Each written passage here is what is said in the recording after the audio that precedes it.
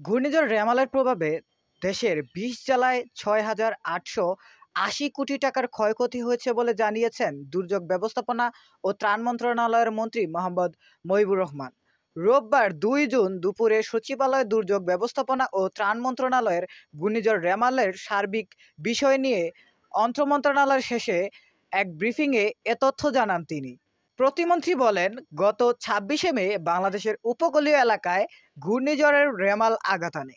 এর প্রভাবে উপকূলীয় বেশ কিছু এলাকা পানির নিচে নিমজ্জিত হয়, যার ফলে ওইসব এলাকার ১৬ জন মারা যায় এই ঘূর্ণিঝড়ের ফলে। বেশ কিছু রাস্তাঘাট, বাড়িঘর ও সামাজিক প্রতিষ্ঠান ক্ষতিগ্রস্ত হয়।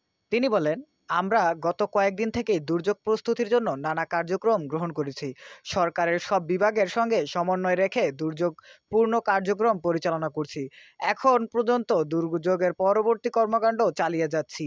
ঘূর্ণিঝড় রেমাল আঘাত আনার পর দিন থেকে আমরা ব্যক্তিগত উপকূলীয় জেলার সংসদ সদস্যদের সঙ্গে ফোনে যোগাযোগ করে স্থানীয়ভাবে খোঁজখবর নিয়েছি।